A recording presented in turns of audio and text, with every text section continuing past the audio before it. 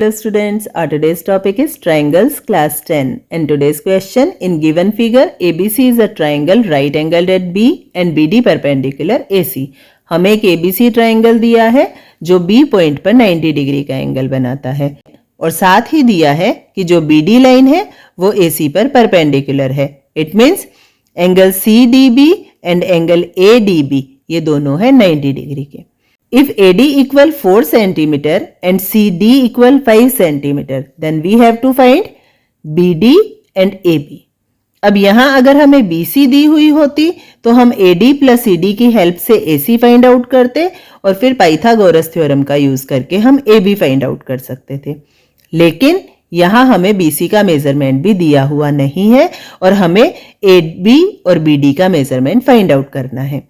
तो यहां सबसे पहले हम ट्रायंगल DBA और ट्रायंगल DCB को सिमिलर प्रूव करेंगे और फिर उसकी हेल्प से हम साइड AB और साइड BD का मेजरमेंट फाइंड आउट करेंगे. तो यहां ट्रायंगल ADB और CDB में हमें angle ADB equal angle CDB जो कि 90 डिग्री है ये दिया हुआ है.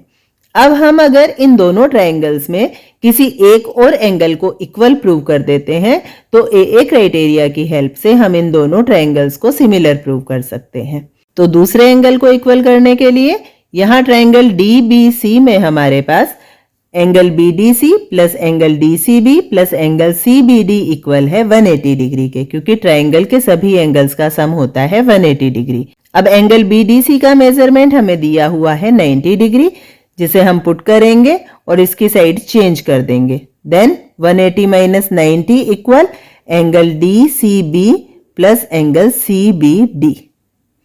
ये हो गया 90 डिग्री के इक्वल. अब यहाँ 90 degree minus angle DCB equal हो गया एंगल CBD के. अब यहाँ ट्रायंगल ABC में एंगल ABC की वैल्यू 90 डिग्री हमें दी हुई है और अगर हम इस एंगल को स्प्लिट करते हैं तो ये बनेगा angle ABD plus angle CBD. तो हमने यहां नोट डाउन किया angle ABC equal angle ABD plus angle CBD. Angle CBD की वैल्यू अभी हमने फाइंड आउट की है 90 डिग्री माइनस एंगल DCB और एंगल ABC की वैल्यू हमें दी हुई है 90 degree. Then 90 degree equal angle ABD as it is रहेगा और एंगल CBD को हम रिप्लेस कर देंगे 90 डिग्री माइनस एंगल DCB से. अब दोनों साइड 90 डिग्री पॉजिटिव है, ये कट हो जाएगा और एंगल DCB की साइड चेंज कर देंगे तो ये पॉजिटिव हो जाएगी. देन एंगल DCB इक्वल हो गया एंगल ABD के.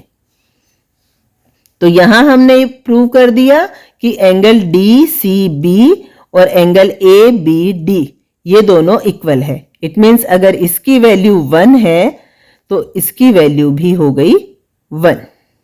अब यहां एक एंगल तो पहले से ही इक्वल है, angle ADB equal angle CDB. यहां हमने प्रूव कर दिया angle ABD equal angle DCB. इसलिए यहां ट्रायंगल DBA सिमिलर हो गया ट्रायंगल DCB के AA सिमिलरिटी क्राइटेरिया की हेल्प से. ट्रायंगल का नाम आप कैसे नोट डाउन करेंगे? एंगल D के इक्वल है और एंगल B एंगल C के इक्वल है, इसलिए यहां एंगल B और यहां एंगल C और जो लेफ्ट एंगल बचा उसे हम थर्ड प्लेस पे प्लेस कर देंगे.